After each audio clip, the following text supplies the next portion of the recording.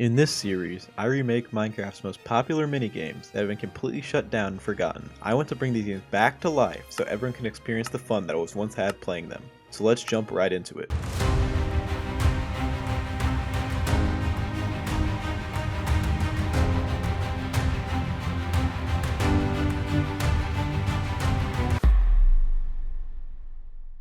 This is Splegg.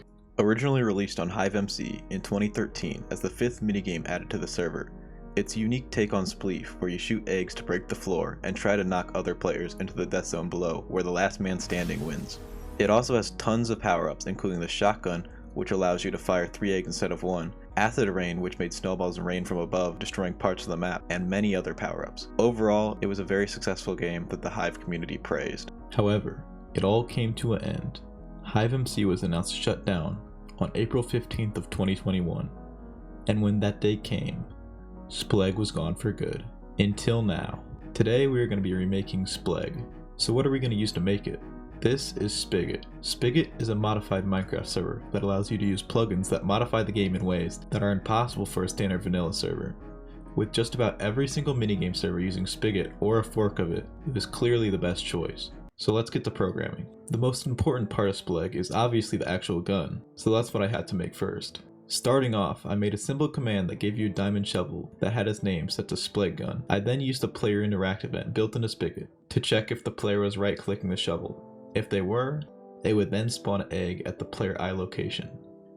I then used a vector, which is essentially a 3-dimensional line, to calculate where the egg should go from the player's eyes. I did run into a small problem with this system though. Because the egg was spawning at the player's eye position, it would sometimes collide with them when they were shooting it. I ended up fixing it by adding a small vector to the eye location to adjust the position of the egg spawning to the very front of the player. After fixing that, I had to make the eggs actually destroy blocks. So using the Spigot projectile hit event, which is triggered whenever a projectile hits something, I made it so that whenever an egg is thrown, it checks if it hits a block, and if it does, it then replaces the block with air. So this is what we have for our Splegg gun. It works just about the same as the HiveMC one, so I think we can start working on the power-ups now. I decided for this video I was going to make 3 power-ups, because I'm lazy and to be honest, I just chose my 3 favorite ones. The first power-up I decided to make was acid rain. It wasn't very difficult at all. I made it so eggs would spawn 5 times in waves of 100, totaling 500 eggs in a square around the player. And that's about as simple as it gets for acid rain. Light work, no reaction. But it gets much worse. Next I made the shotgun. I thought this was going to be a very simple one, but unfortunately it wasn't. Okay, it's got a little kick. Oh! I had to spawn 3 eggs that shot in random directions. The thing is, I'm unfortunately terrible at math, and the trig required was melting my brain, so I just plugged what I had into ChatGPT and it finished my code for me. Maybe AI isn't so bad after all.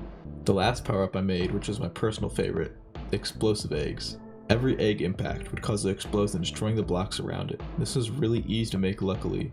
I just spawned an explosion where the egg hit using the same detection I used for checking if an egg hit a block. Now it's time for the final step, setting up the arena. The problem is, I'm terrible at building, so I decided to hit someone up on Fiverr to build me some fire maps. Alright, it's been a couple days, and here are the results. We have 2 maps, one for the waiting lobby area, and another for the actual Splegg map. I'm pretty impressed with how they turned out. Gonna give this man a big fat 5 stars, and now I can get into the spawn configuration. So the first thing we need to do is set up the player spawns. I made a few commands, one to set the arena spawns, and another to set the waiting room spawn. I then made a custom config file to save them all. After that, I made a start command to begin the game and send the players randomly to their designated spawns. One of the most important things to make the game work is the player's game state. The game state is what determines whether the player is in the game or not. Initially, when the game begins, all the players start in the alive game state, and if a player makes contact with the water below, they are then put in a dead game state and get set into spectator mode to watch the rest of the game go down.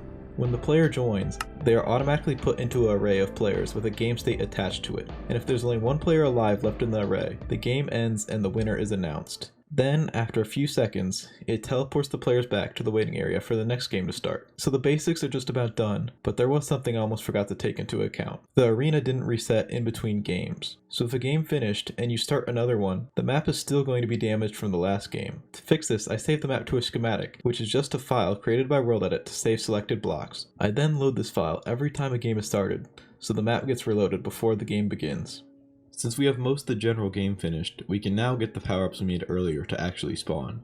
After messing around a bit with what the spawning power-ups should look like, this is the final result, an ender chest with an invisible armor stand above, with a custom name applied to it. Now it's time to make the power-up actually spawn into the arena. Using a similar method to setting the player spawns, I made a command to set the power-up spawns. So after the /start command is used, every 30 seconds a power-up is spawned if there isn't one spawned already. I then use the collision check to see if the egg hit an ender chest, and if it did, it gives the shooter a random power-up. If you're interested in playing some Splegg or want to join my community, my Discord server link is in the description below. Thank you guys so much for watching. Like and subscribe if you want to see more, and I'll see you guys in the next one. Peace.